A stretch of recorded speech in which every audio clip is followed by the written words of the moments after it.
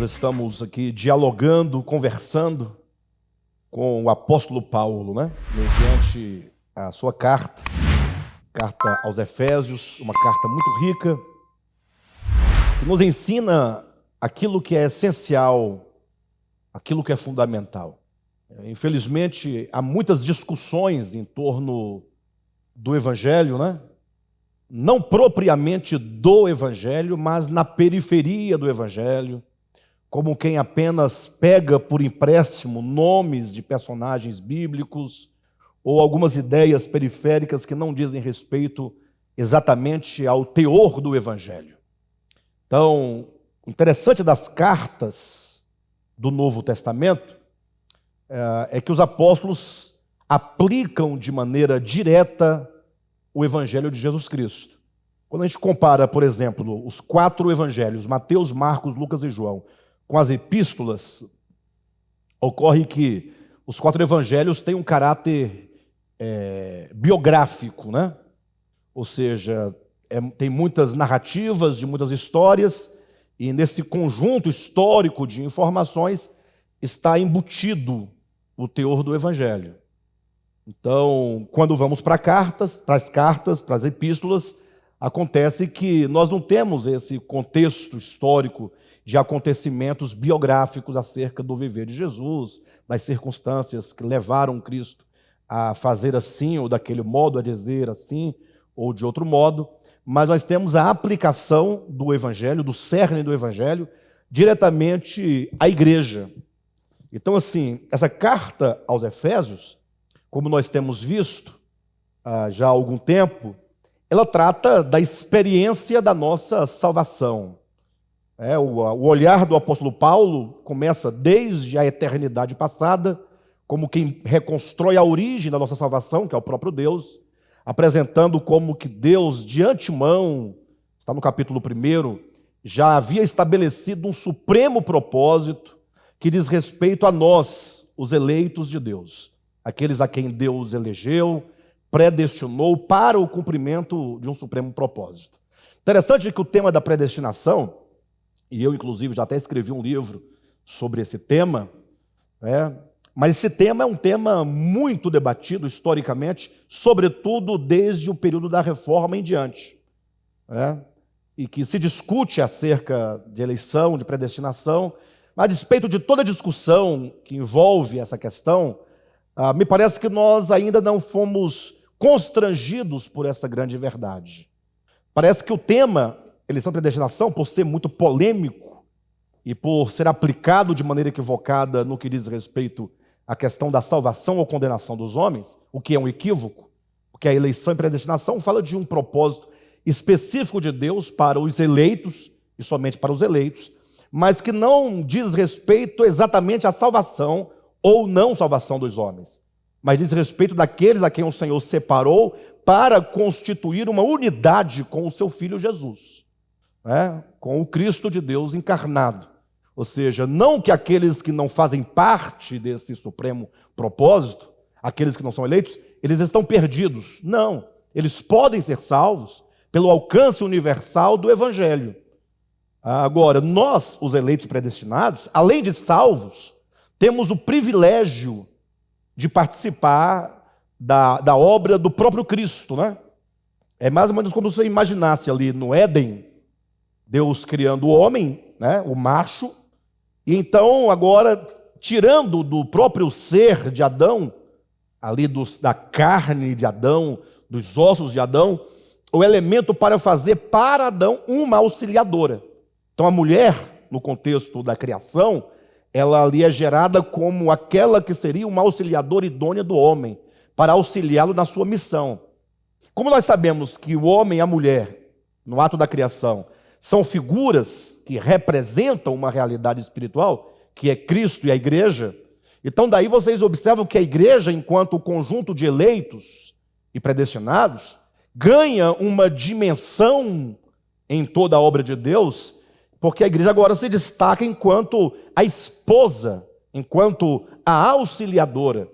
Daí os irmãos imaginarem que o Cristo de Deus tem uma obra, a sua obra, imagine, de encarnação, no seu viver humano, a sua morte de redenção na cruz do Calvário, a sua ressurreição, sua ascensão, sua entronização, sua exaltação, e agora conquistando todo o reino que for usurpado de volta ao Pai, e agora sabendo nós que Deus nos escolheu, esse é o supremo propósito, para estarmos aqui lado a lado com Cristo, com a sua noiva, a sua esposa, para contribuir nesse trabalho de reestabelecer o reino de Deus de volta, que for usurpado, reestabelecê-lo em toda a terra.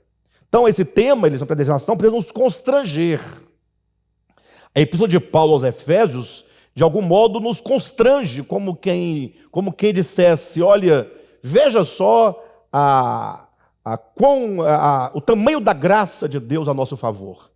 Como que Deus, na sua graça e na sua misericórdia, nos amou eletivamente, com um amor especial, para agora nos trazer para si e nos fazer essa cooperadora, essa adjuntora do próprio Cristo. Por isso que Paulo vai dizer na epístola aos Efésios, capítulo 1, que ele cumpria ou ele completava no seu próprio corpo, na sua própria existência, o restante dos sofrimentos de Cristo a favor do seu corpo, que é a igreja. Então olha a visão do apóstolo Paulo. Ele entendia que o fato de ele ser não somente um eleito de Deus para compor a sua noiva, né, mas também de ter o encargo e o ministério apostólico, ele entendia que ele, na medida em que ele se envolvia no ministério de Cristo, levando a cabo o ministério de Cristo, ele estava completando as dores de Cristo, participando com Cristo das suas dores a favor do cumprimento do propósito de Deus. E nós não somos diferentes. Cada um de nós, em maior ou menor medida, fomos chamados para, formando esse grande corpo de Cristo, ou essa noiva de Cristo, termos essa participação intensa, não é? Como quem trabalha juntamente com Cristo a favor da obra que ele está realizando. Então não é pouca coisa. Nós precisamos ser tocados com isso, constrangidos com isso. E essa visão, como diz, o amor de Cristo nos constrange, essa visão que vai nos impulsionar, vai ser em nós o combustível para nós levarmos a sério a vida cristã. O século XXI, ele é marcado por um grande desdém dos cristãos em relação à sua própria missão. Talvez por falta de compreensão do significado de ser um eleito e predestinado. Pela falta de compreensão do significado de ser um membro do corpo de Cristo.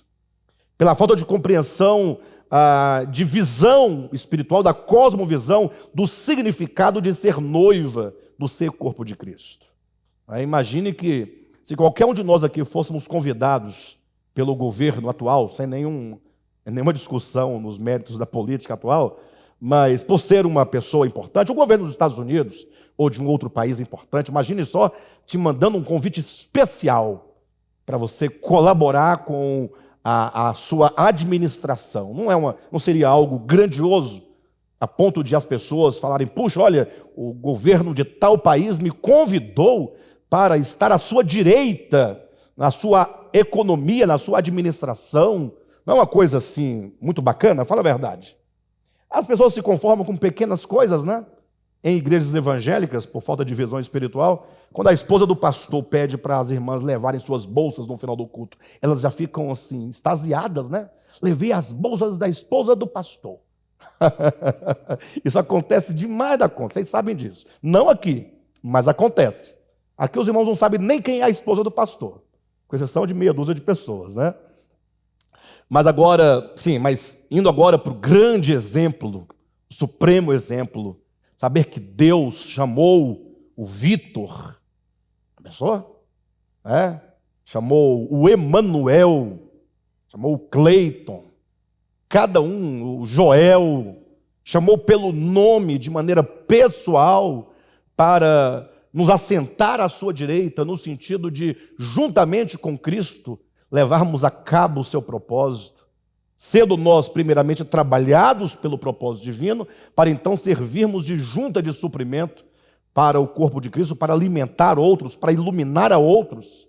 Olha a importância quando Jesus fala: vós sois o sal da terra, vós sois a luz do mundo. Isso é muito grandioso, né? Então, quando essa visão nos ganha, quando nós compreendemos a dimensão disso, tudo em nós muda no sentido da nossa disposição. Eu falo isso, aqui não é nenhuma invenção, eu estou apenas realçando o que está no capítulo 1 de Efésios. Dê uma olhada.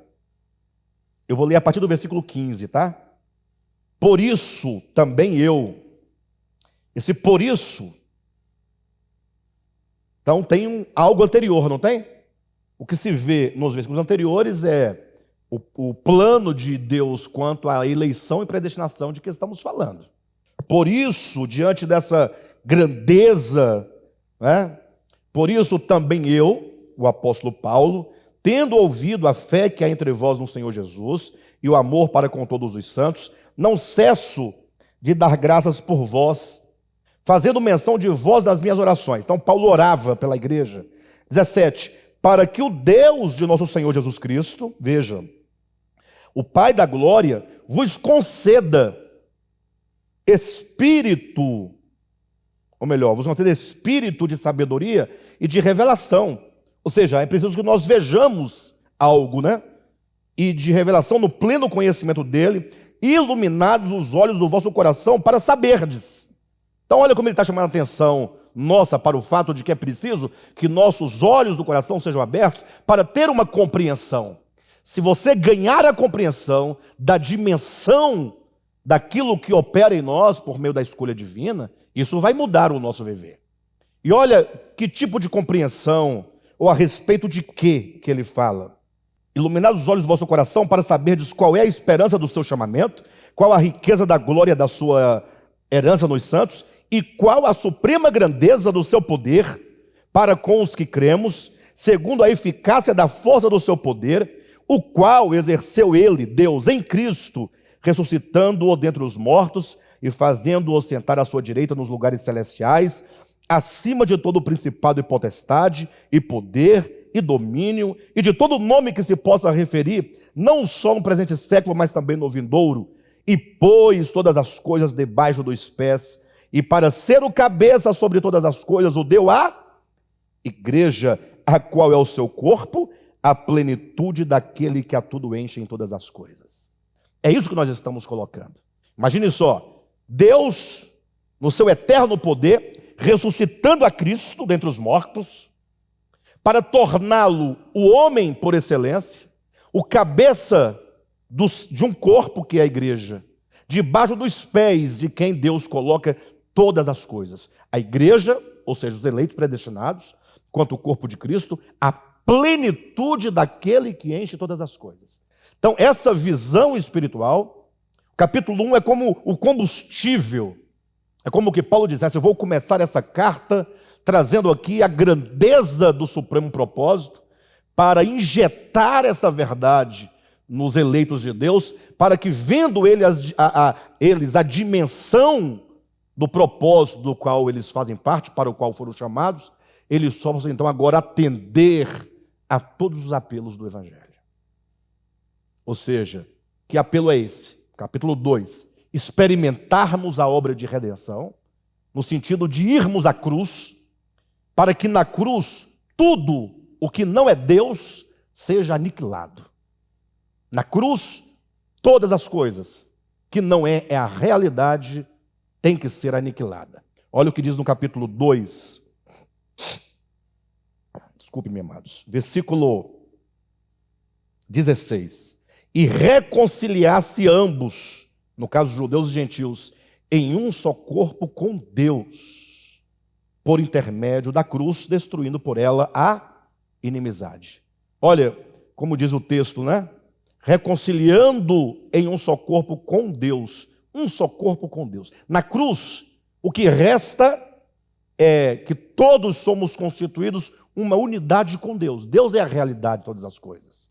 E quando se vai à cruz, portanto, tudo o que não é real, que não é realidade, que não é Deus, é destruído. A cruz é o instrumento divino de aniquilação de tudo aquilo que não é real. E o que não é real é a ilusão do ser, é o ego, onde tudo é destruído.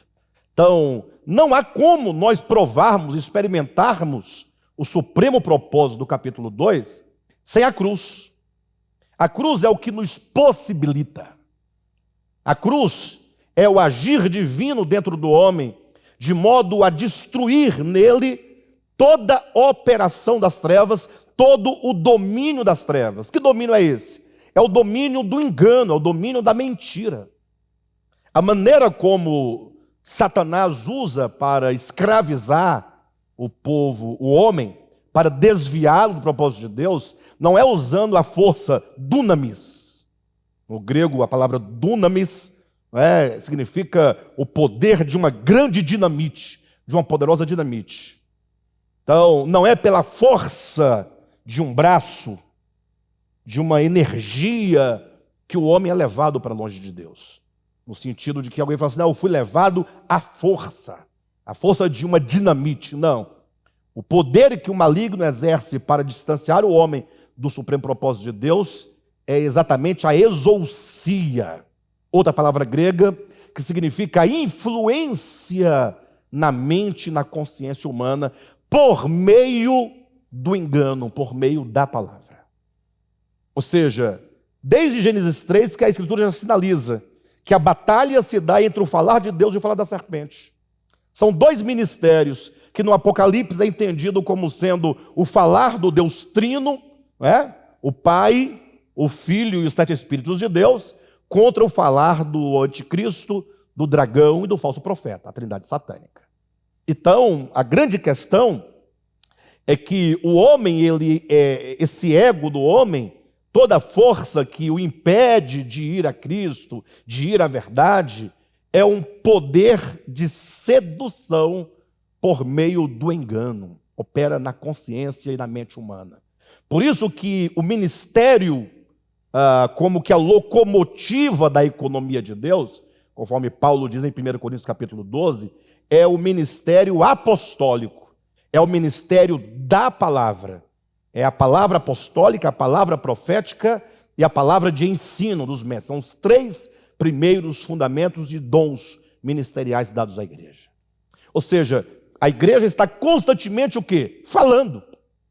Deus está falando por meio da igreja e falando à igreja. Então, o falar de Deus, a mensagem de Deus, a pregação do verdadeiro evangelho é o instrumento de Deus de nos libertar de toda palavra enganadora, de toda mentira, de toda sedução. Daí, já logo se percebe que o homem ele é exatamente o produto daquilo que ele ouve. Nós somos formados. Observa que todos os campos da existência humana se dá por meio da fala, por meio da linguagem, por meio da comunicação. Por isso se entende hoje em dia que quem tem o dom da linguagem, da oratória, ou tem o domínio, esse tem o poder de conquistar. Se conquista muito mais pela palavra do que pela qualquer outro tipo de força. De modo então que o capítulo 2 nos convida à cruz. E na cruz tudo isso é desfeito. Tudo isso é anulado pelo poder da palavra. Não é? O capítulo 3, capítulo seguinte, fala então sobre a questão da revelação. Capítulo 3, quando nós lemos, o apóstolo Paulo, do versículo 1 até o versículo 21, está constantemente falando que Deus revelou o que outrora estava oculto. Então, o que nós precisamos? Ou de que nós precisamos? De revelação. O que é a revelação? Não é a informação da palavra. Nós vemos muitas pessoas que têm a informação da palavra. Inclusive, um dos primeiros estágios pelos quais passam aqueles que têm o contato com a verdade de Deus é o estágio do conhecimento e não da revelação. É aquele estágio em que as pessoas, por conhecerem um tanto de coisas interessantes da economia divina, acabam caindo no orgulho do conhecimento. Aí sabem muito, brigam muito pelo conhecimento, discutem muito pela ortodoxia, mas não têm a força de proceder segundo a piedade. É o que Paulo vai dizer, né? Salvo engano, lá em 1 Timóteo. Ele vai dizer aqueles que têm, 2 Timóteo capítulo 3, que têm aparência de piedade, negando, entretanto, a sua eficácia. Ou seja, tem a compreensão de que a antiga aliança passou e a nova é que vigora. Aí vamos brigar agora e discutir com os outros que a antiga aliança passou. É uma verdade fundamental na compreensão da Escritura. Mas essa verdade mudou que tanto dentro de nós? Que tanto que ela alterou o viver? Vamos discutir que o dízimo, ele faz parte da antiga aliança. Agora vamos falar mal de quem cobra o dízimo segundo a lei. Vamos falar mal de quem paga o dízimo segundo o princípio da lei. Mas nós, que temos tal conhecimento, somos incapazes de compartilhar o que temos recebido. Falamos mal porque os outros dão ou porque os outros cobram. Mas somos nós incapazes de doar alguma coisa voluntariamente que não seja impulsionado pelo poder da lei de Moisés. Ou seja, é um conhecimento desprovido de revelação. Capítulo 3 de Efésios fala sobre revelação. A necessidade que nós temos de revelação. É o que está no capítulo 1, para que o Senhor da glória abra os olhos do nosso coração para compreendermos. Quando os olhos do coração são abertos, esses olhos do coração nos permitem, uma vez abertos, perceber, então, essa palavra de Deus, que uma vez agora revelada, se torna em nós a nossa própria existência. Não há nenhuma pessoa que, tendo revelação, não se dispõe ao serviço de Deus.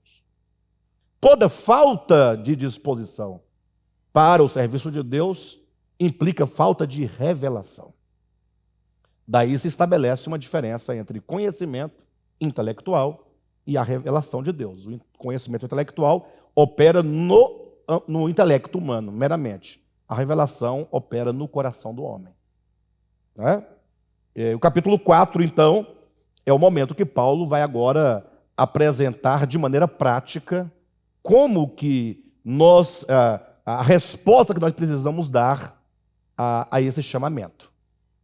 E aí ele vai apresentar que o grande alvo nosso, o alvo supremo, quem sabe o que é? É a união. A palavra um pouco mais... É união, começa com o UNI mesmo.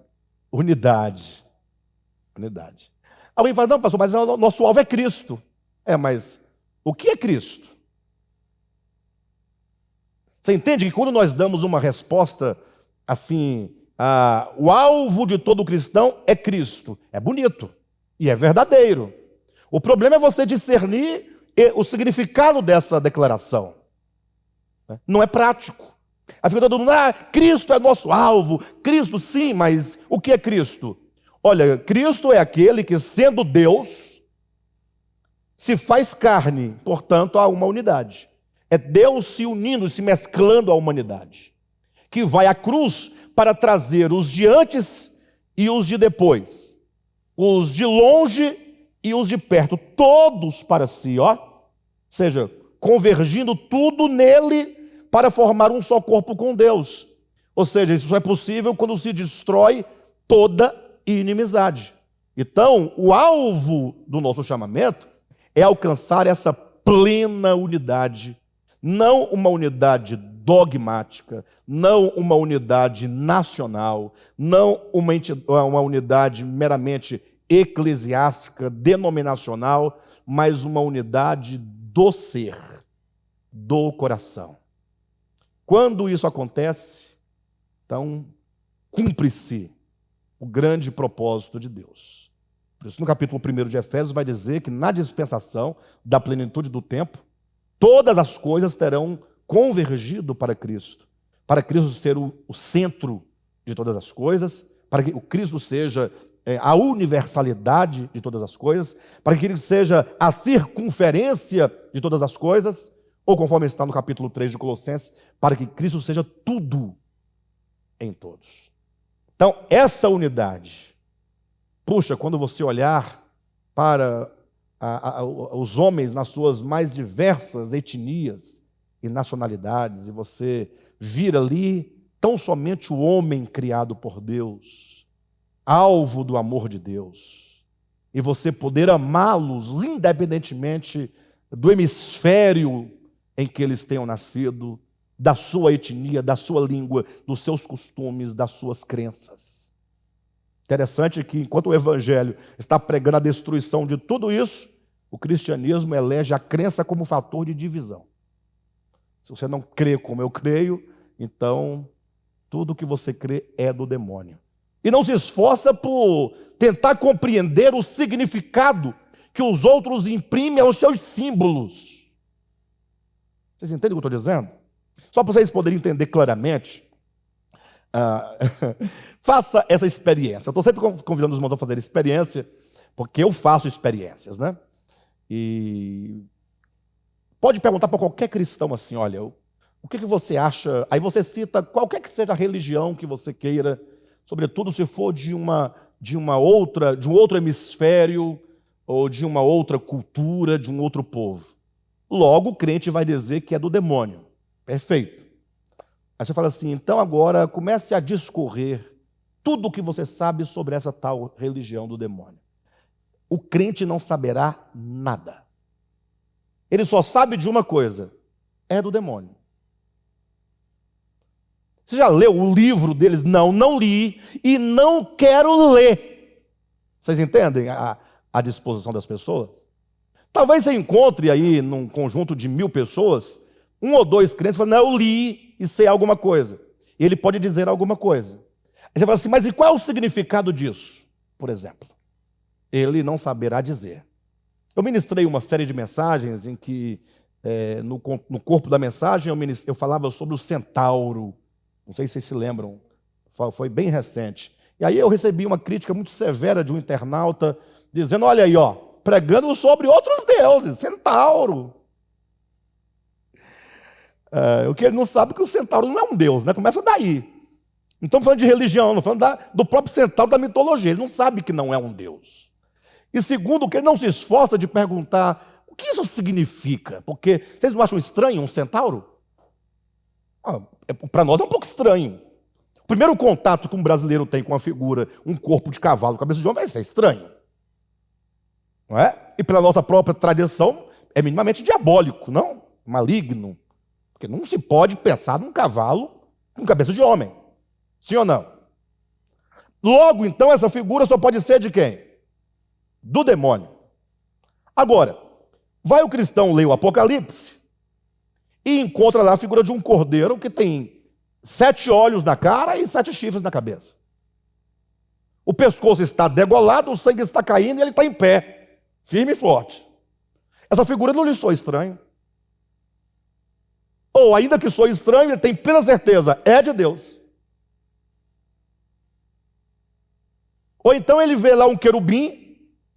O que nos é estranho é que aqui, pelo menos na nossa experiência, pato, marreco, galinha, passarinho, gavião, tudo só tem 2 asas. Lá tem 6. Já não é estranho 6 asas? 3 pares de asas é estranho. O pior é que as asas por dentro e por fora estão cheias de olhos. Não sou estranho para você também isso? Eu não estou criticando, eu estou criticando o fato de se criticar uma imagem que não faz parte desse conjunto de escritura pela nossa própria ignorância de não querer saber. Não estou nem dizendo que é certo ou que é errado. É o nosso não querer saber, é o nosso não se interessar pelo outro, porque existe uma parede religiosa já estabelecida. E esse querubim que tem 6 asas, eu já coloquei mais uma, tá vendo? Que tem 6 asas, né? Cheia de olhos por dentro e por fora. Ninguém já imaginou um olho numa asa. Mas não é um olho, são centenas de olhos. Eles têm 4 rostos. Não é estranho? Mas se fosse 4 rostos humanos, até que dava, mas não. É uma cabeça de águia para frente, uma cabeça de boi para trás, uma cabeça de homem para o lado, e a cabeça de leão para o outro. Interessante, não? Não, mas aqui é divino. Pastor, você quer dizer que tudo é divino? Não, nós estamos falando da parede de separação, da divisão que nós estabelecemos, simplesmente porque nós ignoramos e não queremos saber. Só isso. Isso é o tanto que o nosso ser, o nosso ego, é perverso. Então, Paulo vai dizer que o alvo é a unidade, ou seja, quebra-se todas as paredes, seja ela qual for, e Cristo fez isso quando ele reduziu toda a Torá. Olha a coragem do Cristo de Deus encarnado. Ele reduziu, não, ele resumiu, ele sintetizou toda a Torá e os profetas a um mandamento: o amor. Ou seja, o cumprimento da Torá e dos profetas é o amor, a despeito dos símbolos, dos rituais, de tudo. A unidade nos levará a olhar o outro na sua essência. Ah, mas esse mais não nos pertence, pertence ao Eterno, porque Ele sabe de todas as coisas. Agora, essa unidade, portanto, que é o nosso alvo, ela é exemplificada na figura de um corpo, no capítulo 4, na figura de uma noiva, no capítulo 5, na figura de um exército, no capítulo 6 de Efésios.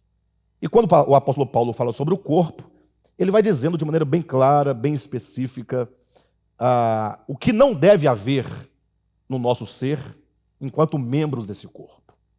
Ou seja, capítulo 4 e pelo menos no início do capítulo 5, antes de ele entrar aqui para a questão da noiva, né? Ele está estabelecendo uma série de comportamentos e de procedimentos que são provenientes do ego, provenientes do pecado, provenientes dessa visão equivocada, essa pseudo-visão que nos escraviza, nos separa, nos faz seres egoístas. Capítulo 5 de Efésios, dando continuidade, nós paramos exatamente no capítulo 5, versículo 1, lembram? Quando diz assim, olha, sede, pois, imitadores de Deus como filhos amados, e andai em amor, como também Cristo nos amou e se entregou a si mesmo por nós, como oferta e sacrifício a Deus em aroma suave. Se os irmãos observarem, nós temos que olhar a Escritura com bastante critério. Veja que no capítulo 4, nos versículos 22 a 24, Paulo fala sobre o despojamento do velho homem e sobre o revestimento do novo homem. Ou seja, é um processo de desconstrução e um processo de construção. Destrói-se no sentido de despir-se de tudo que é do velho homem, para então agora reconstruir no entendimento, um novo entendimento, uma nova visão, para termos um viver totalmente diferente. Esse é o processo que nos leva até a unidade. Despir-nos do velho homem e revestirmos do novo homem. De modo então que no versículo 25 em diante, só citando, o versículo 25 ele fala sobre a mentira, 26 sobre a ira, 27 sobre o dar lugar ao diabo, 28 sobre o furtar, 29 sobre a palavra torpe, não é? No 30 sobre o entristecer o Espírito Santo, no 31 sobre a amargura, sobre a cólera, sobre a ira, sobre a gritaria, sobre a blasfêmia. Veja como que esse ego se manifesta em múltiplas formas. E ao apontar então o apóstolo Paulo para o novo homem, que é o oposto de tudo isso, ele simplesmente diz, olha, antes de tudo, versículo 32, sede uns para com os outros benignos, compassivos, perdoando-vos uns aos outros, como também Deus em Cristo vos perdoou. Sede, pois, imitadores de Deus como filhos amados e andai em amor. Então veja que ele coloca poucas coisas, não é? Porque o amor vai se revelar enquanto bondade, enquanto aquilo que é bom, aquilo que é o bem, a disposição de perdoar, que é uma expressão do amor. É muito simples. Mas logo o apóstolo Paulo retoma o problema do pecado. Veja que Paulo trabalha intensamente a questão do pecado e trabalha muito pouco a questão da essência, que se sintetiza em atos de bondade, de benignidade, de perdão e amor. Quando ele retoma novamente ao problema do pecado, é porque isso é muito intenso dentro de nós. O engano é muito intenso, o engano é muito forte. E você é testemunha, eu sou testemunha, de que o homem gosta muito mais do engano do que da verdade. Tudo que engana, até quando o homem sabe que é mentira, ele gosta. Ele se deleita na mentira, no engano. Seja numa piada que não tem nada, ou seja numa novela, seja num futebol. Vocês observaram? Vamos exemplificar. Que tanto nós temos à disposição de uma conferência de 7 dias, de domingo a domingo, intensamente. 2 horas de palavra no domingo, 2 na segunda, 2 na terça, 2 na quarta. Ah, pastor, para. Vamos pensar, que tanto nós temos essa disposição. E aí logo o grande argumento é, não, pastor, porque é tudo muito repetitivo. Tudo é a cruz, é o ego que destruiu o novo homem, Cristo, acabou. Tá bom, e as outras coisas que não são o evangelho, se resumem a quê? Por exemplo, futebol.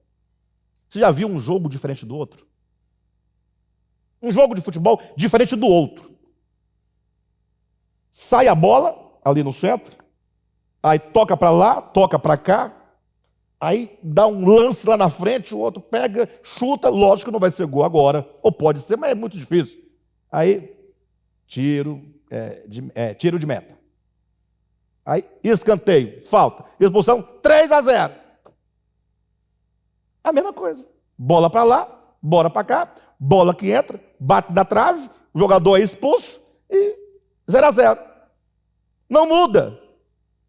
Novela. O que tem na novela? As mesmas coisas. É o fulano que traiu o cicrano, é o beltrano que tem problema com o outro, que rouba a empresa do outro. Não muda, tudo é uma coisa só, toda novela é igual. Os acontecimentos são os mesmos, os temas são os mesmos. Mas nós gostamos porque tudo isso nos domina, nós temos prazer naquilo que é igual, no caso da mentira. Ora, a verdade, não, tá bom, é suficiente, já compreendi, está tudo entendido. Por isso que o problema do pecado enquanto engano, isso é muito intenso dentro de nós, muito intenso. O apóstolo Paulo, portanto, ele gasta tempo para esmiuçar, para detalhar, para demonstrar em todos os seus aspectos e nuances como esse problema do pecado se manifesta no homem. Versículo 3 do capítulo 5, ele continua dizendo, e aqui na minha Bíblia, nessa versão, traz lá em cima o título, né, o fruto da luz e as obras das trevas. Diz, mas, esse mas contrapõe tudo o que ele dirá com a benignidade, o ser compassivo, o perdoar e o amar. Mas a impudicícia e toda sorte de impurezas ou cobiça nem sequer se nomeie entre vós, como convém a santos, né? Eu falava essa semana com um grupo de irmãos, acho que eu não queria, mas não vou poder abrir agora essa temática, porque ela é muito complexa do ponto de vista mesmo da tradição religiosa, né? E eu não quero deixar ninguém na dúvida, né? Mas o fato é que quando se fala de impureza, que fala toda impudicícia e toda sorte de impurezas, ou cobiça, nem sequer se nomeia entre vós, esse é um problema no nosso meio, porque me parece que a religião, ou o estado religioso, embora laico, mas com a mente religiosa, Parece que a religião e o Estado estabeleceram alguns procedimentos que parece que esses procedimentos nos livram, digamos, do pecado. Por exemplo, um jovem deve, para que ele não tenha nenhuma impureza, nenhum tipo de relação impura, ele tem que se casar. Então ele se pega a moça ali, vai ao cartório, e aquele papel, aquele documento que ambos assinam, parece que aquele documento dá a eles um estado de pureza. É como se esse papel garante a pureza e a integridade do coração nessa relação, o que não é verdadeiro. O papel tem uma importância para o Estado, não para Deus. O que há de perversidade, de impureza, dentro do casamento, na relação, costumo dizer que há muita prostituição dentro do casamento. Mas como assim? Se eu me casei, não pode ter prostituição. Aí vão dizer, prostituição é o jovem lá que está com a moça lá. Não tem o papel, não se casou, sobretudo no civil, não, ali tem um problema, aqui não. O problema da prostituição é uma moeda de troca, é quando há uma moeda de troca, mesmo tendo 10 certidões de casamento para um único casamento. Essa é a grande questão. Isso por quê? Porque há uma relação íntima em que o que se estabelece ali é o meu ego. Quando você coloca o ego à frente, e esse ego impõe qualquer condição que seja para a sua própria satisfação, aí ocorre nesse momento um ato de prostituição. O que seja que nós precisamos rever todo o nosso comportamento a partir de uma visão orgânica e não a partir de uma visão dogmática. Imagine que a uma igreja anterior, da qual participei, havia um casal, uma irmã casada com o seu marido, obviamente, há 35 anos, à época, e ele era um homem muito bruto, muito ignorante, ele não queria se casar no civil com a irmã. Porque ele também não queria saber de igreja, de compromisso, de vínculo com nada, né? Mas era marido dela, esposo, se conheceram jovens, né? Um rapaz, uma moça, se juntaram ali e viveram uma vida conjugal, tiveram, salvo engano, 3 filhos, ou são 4, não me recordo bem, mas o fato é que já tinha 4 décadas de casamento, de união, ali vivendo como marido e esposa, mas essa irmã era privada de batizar nas águas, por causa da condição dela. E não podia participar do partir do pão. Ou seja, ela era vista como impura. Vocês entendem, não? Aí me colocaram para ir à casa dela resolver o problema com o marido dela. Aí eu fui, né? Falei para a importância do papel, né? Celulose, tudo, papel, muito importante. Ali, sinal, documento, tal. Aí ele falou assim, olha, que toda essa formalidade só interessava à igreja, não a ele. Portanto, ele não iria ouvir a igreja nesse sentido, né? Daí, então, a irmã estava privada de viver uma vida comum na igreja, porque no sentido religioso ali havia uma impureza. A relação era, segundo a igreja, impura. Isso é um olhar dogmático. Onde está a impureza? Porque não assinou um papel? Pastor, o senhor está orientando as pessoas a se juntarem?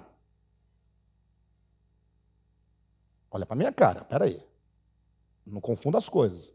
Eu estou dizendo do que é uma visão dogmática e do que é uma realidade espiritual, orgânica, real, concreta. Lógico que nós, como bons cidadãos, em relação ao Estado, precisamos andar em conformidade com todas as leis. Não é? Mas isso não faz de alguém, no sentido espiritual, puro ou impuro. Até porque Paulo vai ensinar que para o impuro, todas as coisas são impuras. Olha aí. E para o puro, todas as coisas são puras. O olhar de Paulo é um olhar orgânico da coisa. Então, quando nós lemos a Escritura, devemos buscar compreender o sentido espiritual que a Escritura quer nos trazer. Então, como diz o versículo 3, né, do capítulo 5, mas a impudicícia e toda sorte de impurezas ou cobiça nem sequer se nomeia entre vós, como convém a santos. Ou seja, os santos estão separados. Santo quer dizer aquele que foi separado dessas coisas que pertencem ao velho homem. Versículo 4, nem conversação torpe, nem palavras vãs ou chocarrices, coisas essas inconvenientes. E aqui cabe uma ressalva do que nós dissemos na semana passada, né? Porque conversação torpe, nem palavras vãs, chocarrices. Até é possível que esteja ali. Eu me lembro, nós éramos crianças, 3 meninos, 4 crianças conversando e rindo das coisas. Menino, criança fica sorrindo, tal, brincando, conversando. E aí, quando tinha irmãs da igreja lá em casa, a gente não podia fazer isso, porque era visto como chocarrice. Então você não pode sorrir mais, você não pode brincar mais. Porque é chocarrice. Aqui está falando de comportamentos quando essas coisas elas são realizadas como ofensa ao outro. Essa é a grande questão. Até porque a maneira de você entender a natureza mais íntima do pecado, para que ninguém erre. Uma vez que pecado, hamartia, significa errar o alvo. Então, olha um conceito simples. Não tem como você errar o conceito de pecado. Se você entender que pecado é tudo e qualquer coisa que vai de encontro ao seu próximo. Se você fizer algo contra o seu próximo, seja o que for, se vai de encontro, é pecado. Se fere a honra, se fere a moral, se fere o direito, é pecado. Por mais que esteja todo amparado com sua legalidade. Então, é isso que o apóstolo Paulo está colocando, né? Versículo 4, nem conversações torpes, nem palavras vãs ou chocarrices, coisas essas inconvenientes. Antes, pelo contrário, ações de graças. Versículo 5, sabei, pois isto, nenhum incontinente ou impuro ou avarento, que é idólatra, tem herança no reino de Deus e de Cristo. Olha que coisa interessante. Essas coisas são os elementos que nos privam do reino de Deus. Ou seja, quando nós permitimos que o nosso coração seja ocupado por essas coisas, aqui ele está elencando outras coisas aqui, como ele coloca o incontinente, aquele cujo coração ele não se arrepende, ele não se converte, ele tem uma resistência contra a verdade, ou impuro, ou avarento, que é a idolatria. Nenhuma dessas coisas, todas essas coisas são um impedimento de que o homem tenha acesso ao reino de Deus. Quando nós falamos acesso, é importante nós considerarmos que não é um acesso do ponto de vista geográfico, de ambiente. Como é que os cristãos entendem? Se você é avaro, se você é impuro, então você não pode entrar no reino de Deus, como se o reino de Deus fosse um setor, um lugar com uma porta. Então daqui para lá você não entra, você vai ficar de fora daqui. E é assim que os cristãos, de maneira geral, entendem entrar no reino como, você não vai entrar por essa porta para lá. E não sabe que o reino de Deus é algo que está dentro do homem. Não existe um local chamado reino de Deus. Não tem um lugar físico, geográfico, astral chamado reino de Deus. Ou seja, enquanto essas coisas estão contaminando o coração do homem, este homem está privado da experiência do reino de Deus. O que é o reino de Deus? O apóstolo Paulo vai falar em Romanos 14, versículo 17. O reino de Deus é paz, alegria e justiça no Espírito Santo. Ou seja, enquanto eu alimento e cultivo no meu coração a avareza, a idolatria, a impureza, a discórdia, todas as obras da carne, ou seja, eu estou vivendo no reino das trevas, eu estou vivendo no reino da carne, eu estou vivendo num mundo, enquanto uma consciência separada de Deus, num mundo anti-Deus, num mundo anticristo, num mundo contrário a Deus, num mundo contrário a Cristo. Se nós entendermos desse ponto de vista, tudo fica mais fácil, porque nós deixamos de projetar um céu futuro e um inferno futuro, e passamos a entender que esse céu e inferno futuros já estão presentes na vida humana.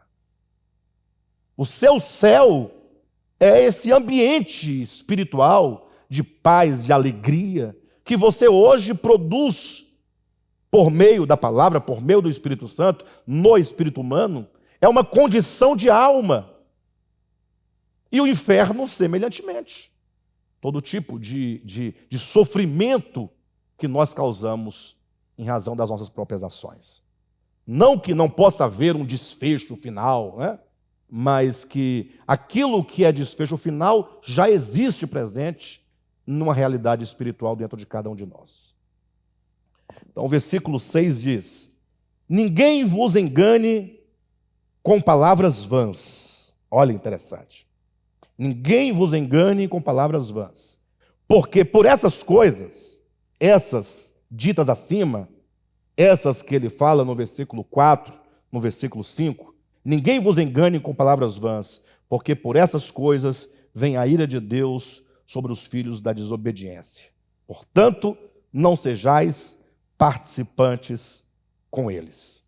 Ou seja, todos quantos cultivam essas operações da carne no seu coração, eles estão debaixo do juízo divino. Lembrando que esse juízo divino implica as próprias leis que Deus criou. Ou seja, quando você quebra uma lei da criação, quando você olha para a criação, você vê qual lei predominante? A lei do amor. Romanos capítulo 1 não diz que os atributos de Deus se revelam por meio das coisas criadas? Me mudei agora para uma casa, lá tem um pé de mexerica. E lá tinha muita mexerica, aquelas pocã. Doce que é a beleza, uma delícia. Aí eu peguei e fui retirar essas mexericas, né? E aí a minha filha ficou achando interessante que eu me dirigi à mexeriqueira e dizendo: olha, eu vou retirar o seu fruto, tá? Mas vou tirar, não é para ofender você, é porque você foi feita para produzir frutos para nós. Eu expliquei para ela não se sentir violada. A minha filha ficou assim olhando. Aí eu tive que explicar para ela depois que a árvore tem uma natureza, produzir frutos. Para quem? Para ela? Ela não come mexerica. A mexeriqueira produz fruto para os outros. Você vai lá e arranca e come. O fruto ela produz mais. Você arranca e come. E a vida é só de doar, de doar, de doar. Assim é uma fonte de água. Toda a criação de Deus é um eterno doar-se. É só o homem na criação que se apropria daquilo que não é seu e vende. E quer ganhar vantagem sobre isso. Vocês entendem a questão aqui dessa doação? Então, conforme diz o texto que nós acabamos de ler, imagine só, quando diz: ninguém vos engane para vãs, por essa coisa vem a ira de Deus, é porque quando o homem fere essa lei que Deus estabeleceu, essa própria lei recai sobre o homem como juízo. Não é que Deus fica irado, estabelecendo juízos contra o homem porque ele fez isso e aquilo outro. É que quando o homem quebra o princípio natural, conforme ele foi criado, ele agora vai receber, enquanto retribuição natural, a quebra daquela lei. Tudo tem uma lei, e essa lei é o amor. Quando o homem é avaro, ele quer as coisas para si. Ele é impuro, ele deseja o outro como objeto do seu desejo.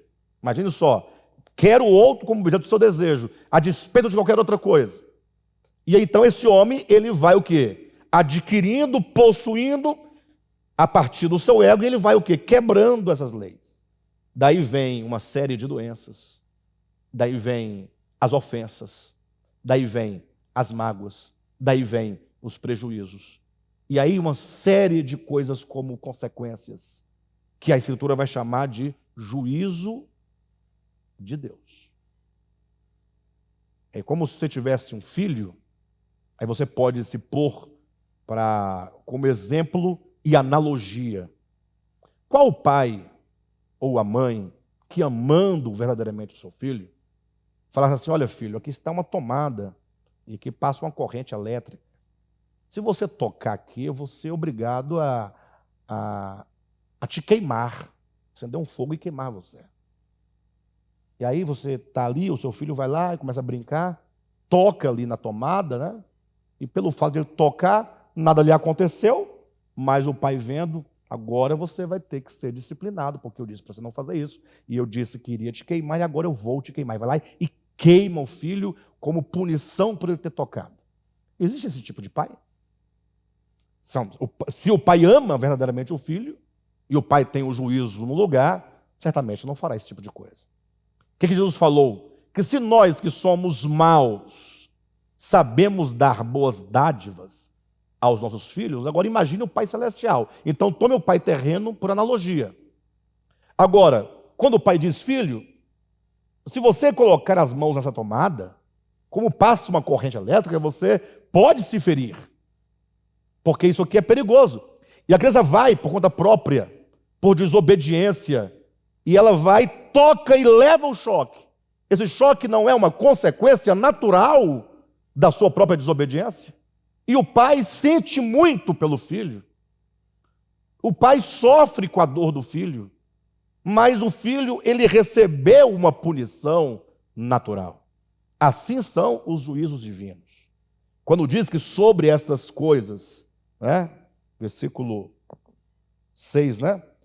Por essas coisas vem a ira de Deus sobre os filhos da desobediência, é esse tipo de juízo de que a Escritura está falando. Paulo explica essa verdade, esse princípio, lá na sua epístola aos Gálatas, quando ele diz que aquilo que o homem semear, isso também ceifará. Interessante nós pensarmos sobre essa questão dos juízos divinos e desse princípio que nós chamamos de juízo passivo. Porque interessante como que nós, seres humanos, nós temos uma preocupação demasiada. Chega a nos causar muito sofrimento, muitas doenças, uma preocupação com o futuro. O futuro nos massacra. Fala a verdade. Se tem duas coisas que nos matam diariamente, é o passado e o futuro. Se tem uma coisa que não nos interessa absolutamente, é o presente. A gente ri do presente. Carrega o passado nas costas e se preocupa com o futuro. Não é assim? Então o futuro nos massacra, ficamos preocupados o que vai ser, como será, se eu vou conseguir, se os meus filhos vão me abandonar, se eu vou parar num asilo, se eu vou ficar numa cadeira de rodas, se eu vou ter dinheiro suficiente para fazer isso ou aquilo outro, se eu vou me aposentar, se eu vou adquirir. O futuro está sempre ali intenso, que é a colheita. Futuro é colheita, sim ou não? O futuro é aquilo que você vai colher do que se planta hoje. Mas nós não estamos preocupados com a semeadura.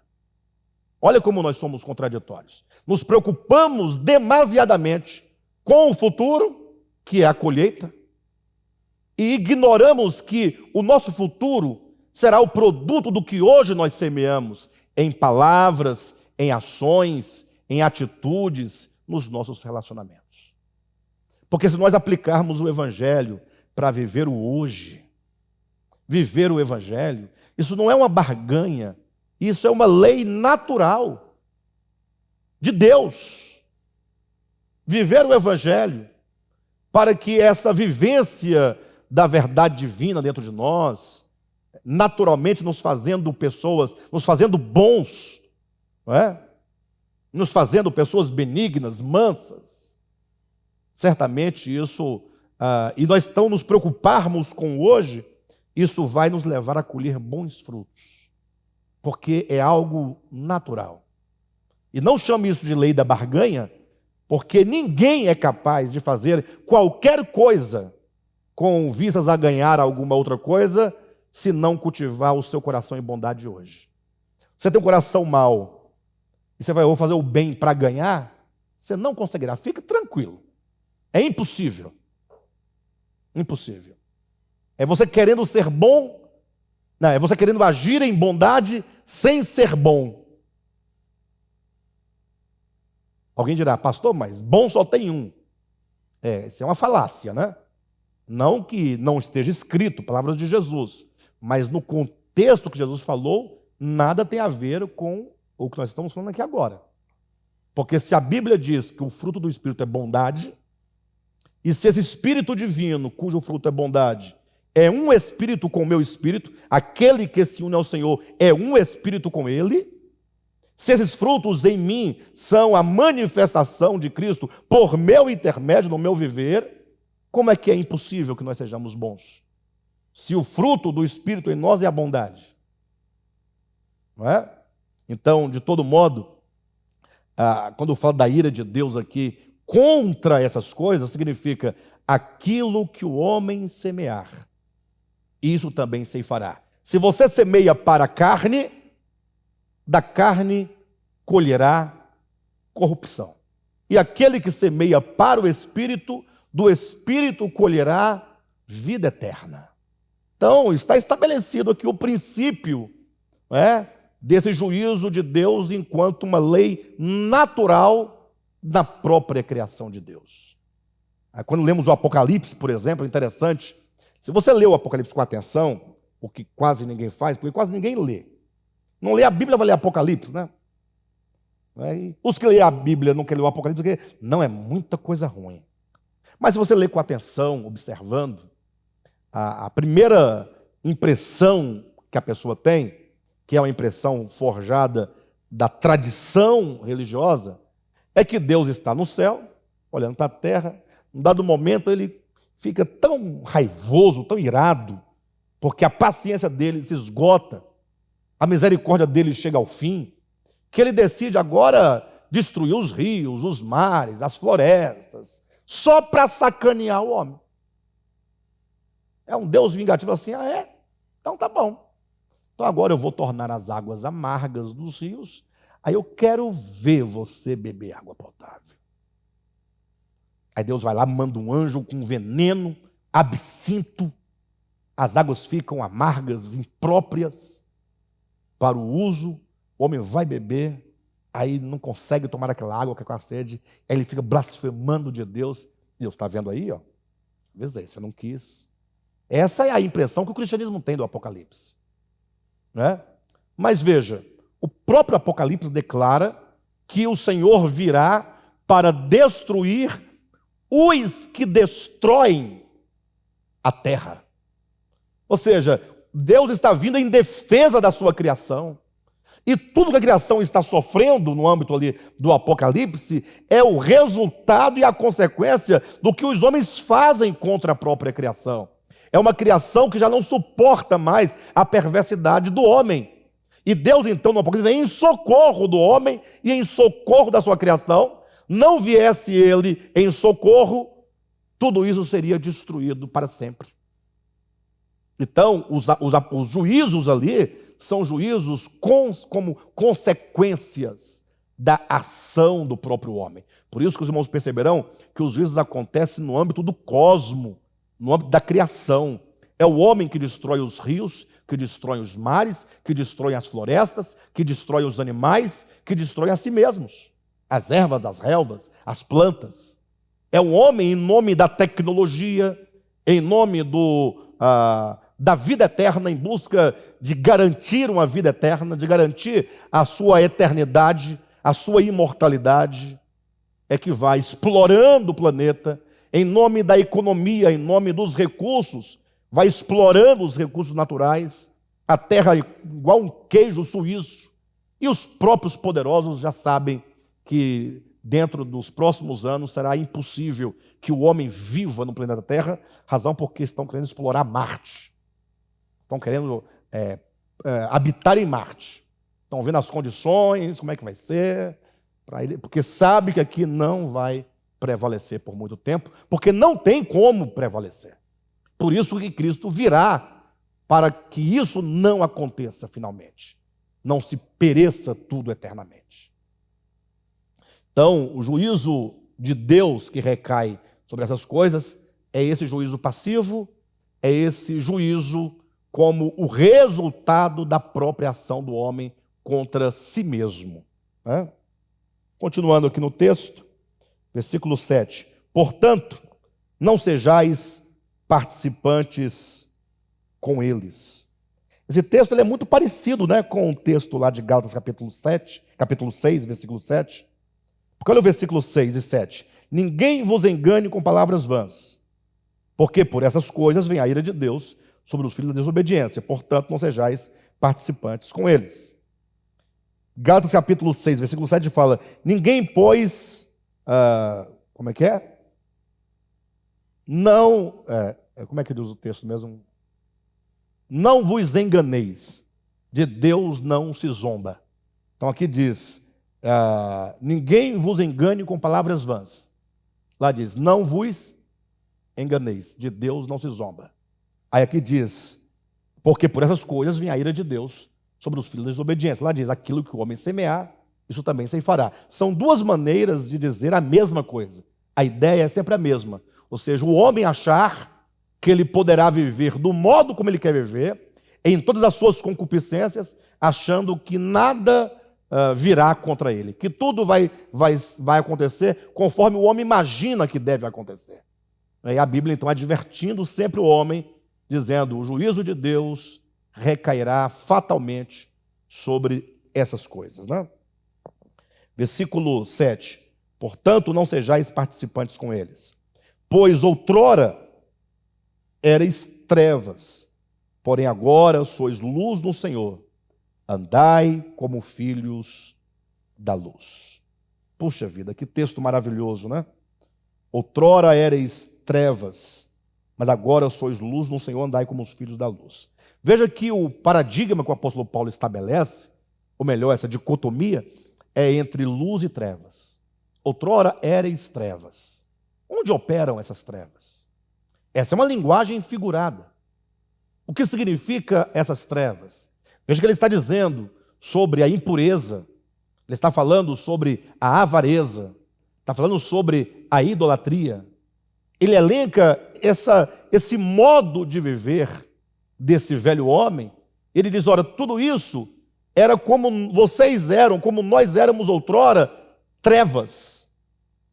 Ou seja, essas trevas é exatamente toda a nossa ignorância em relação à verdade, que nos leva a viver para nós mesmos. Mas agora somos luz no Senhor. Então, como João vai dizer na sua primeira epístola, a luz não pode se misturar com as trevas. Então, fica fácil de você discernir o que são as trevas e o que são a luz, quando estamos em trevas, quando estamos em luz. Porque o apóstolo Paulo, ele dá nome às trevas. Essas trevas é um modo de pensar, consequentemente um modo de viver, um modo inconsequente. Né? Olha como ele vai chamar a luz aqui, ó. Versículo 8. Pois outrora erais trevas, porém agora sois luz no Senhor. Andai como filhos da luz. Porque o fruto da luz, olha aí, consiste em... Então, as trevas têm as suas obras. A luz tem os seus frutos. Porque o fruto da luz consiste em toda bondade e justiça e verdade, provando sempre o que é agradável ao Senhor. Porque o fruto do Espírito é o fruto da luz, né? Obviamente. Efésios 5:9, né? Porque o fruto da luz consiste em toda bondade e justiça e verdade. Essa é a vara de aferição de como nós andamos. Puxa, como o evangelho é simples, né? Para quem é honesto consigo mesmo, sincero, basta avaliar todo o seu andar, seu viver, o seu falar. Se aquilo que você fala em verdade, tudo aquilo que você fala nas relações, cuidado. Uma coisa é a minha intervenção sobre os outros, é isso que conta. Eu estou lá fora brincando com o Cadmo, tal. Aí o Cadmo fala, mas você engordou bastante. Eu falei, você está careca. Um exemplo, né? Essa relação não é uma intervenção um sobre o outro. A intervenção é quando eu uso das palavras, do entendimento, do desejo, do sentimento, para destruir, para ofender, para maltratar, para retaliar, para retirar, ganhar vantagem sobre o outro.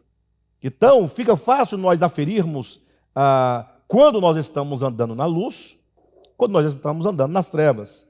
Olha que interessante, o fruto da luz consiste em toda bondade e justiça e verdade, provando sempre o que é agradável ao Senhor. Versículo 11. E não sejais cúmplices nas obras infrutuosas das trevas. Quando fala da luz, fala do fruto. Quando fala das trevas, fala, portanto, das obras infrutuosas das trevas. Antes, porém, reprovai-as. Porque o que eles fazem em oculto, o só referir é vergonha. Mas todas as coisas, quando reprovadas pela luz, se tornam manifestas, porque tudo o que se manifesta é luz. Então, o tema do Evangelho é exatamente a questão da luz, né? Ou seja, quando nós estamos na luz, tudo que é treva se torna, então, agora reprovável. Quando você se tornam reprovadas, né? Elas são em si mesmas reprováveis, mas aqueles que andam na luz, eles reprovam, portanto, essas obras infrutuosas das trevas. Queridos, quando nós começarmos a caminhar nessa direção, estabelecendo esses objetivos claros, porque de nada vale nós chegarmos aqui, ouvirmos a palavra, lermos a palavra, entendermos a palavra e não aplicar isso de maneira prática no dia a dia. Nós temos uma semana inteira pela frente, aí tendo na mão a vara de aferição sobre as obras das trevas e o fruto da luz. Uma semana inteira para você colocar em prática em tudo o que você fizer, para que nós todos, a começar por mim, usemos essa vara de aferição. Quais são, como identificar as obras das trevas e como identificar o fruto da luz. Tudo aquilo que é justiça, tudo aquilo que é reto, tudo aquilo que é a verdade, toda bondade reflete a luz do Senhor. Por isso que quando nós lemos 1 João, a epístola de 1 João, ela fala exatamente sobre a luz. João vai dizer que a essência do Evangelho, a substância do Evangelho, o cerne da mensagem de Cristo é: Deus é luz e nele não há treva nenhuma. Olha como que João chegou a uma síntese básica do Evangelho. Ele diz assim: olha, nós, os apóstolos, que vimos o Cristo, que tocamos o Cristo, que comemos com o Cristo, que nossos olhos contemplaram o Cristo, nós que somos testemunhas do Cristo encarnado, crucificado, ressurreto, nós que estivemos pessoalmente com Ele, podemos agora falar para vocês que não estiveram com Ele, qual é a mensagem do Cristo. Qual é a mensagem? Deus é luz. E nele não há treva nenhuma. Então essa é a síntese do Evangelho. E qual o significado da luz? Aí então João vai usar 5 capítulos, sua primeira epístola tem 5 capítulos, para falar acerca dessa luz, que se manifesta como vida, como amor e como verdade. Luz, vida, verdade e amor. É isso, essa é a manifestação de Deus. O contrário disso, ele vai dizer, vai estabelecer as nossas relações como apresentando Caim e Abel como um modelo de irmãos nos relacionamentos. Caim como modelo daquele que não ama, daquele que mata. Aí ele vai discorrer toda a sua epístola para falar que todo o sentimento que leva por fim ao que fez Caim com seu irmão são trevas. Tudo isso é treva. E aquilo que é luz, que é Deus, que é amor, que é vida e etc. Então os paradigmas ficam muito claros. Então leiam depois, se puderem, 1 João. Leiam nessa perspectiva que capítulo 1, versículo 5, apresenta a síntese. Esta é a mensagem que da parte dele ouvimos. Esta é a mensagem. Deus é luz. Paulo está dizendo que a luz produz um fruto, que é toda bondade. Deixe-me olhar aqui, estou sem óculos. O fruto da luz, versículo 9, consiste em toda bondade e justiça e verdade, provando sempre o que é agradável ao Senhor. Então a vida do homem é a vida de andar na luz ou de andar nas trevas. O Evangelho é muito simples. Ao passo que nós estamos muito mais preocupados com outras coisas. Já observaram? Nós estamos preocupados que o irmão fulano fez uma tatuagem. Essa é a preocupação do crente. Ele foi lá e mandou fazer um desenho no braço. Só pegou uma caneta e desenhou aqui no braço. Um leão. Aí o crente está preocupado que o outro pecou porque fez um desenho de um leão, ou fez um coração, ou escreveu pai e mãe. Olha a preocupação do indivíduo. Agora, quanto às obras das trevas, disso ele nem conhecimento tem. E quanto ao fruto da luz, ele também não está interessado. Ele quer saber se porventura o outro, se a irmã anda de bicicleta. Hoje não tem essa preocupação, né? Mas na minha infância, agora olha a maldade da mente do ser humano. A irmã foi para a feira de bicicleta, vai comprar fruta, verdura. Mas o outro que condena a outra, olha o que ele deve estar pensando. Não é possível uma coisa dessa.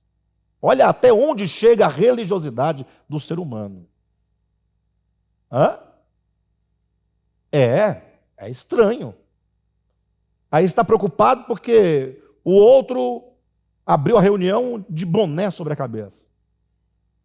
Ou seja, tudo que não diz respeito a nada se torna preocupação. Para quê?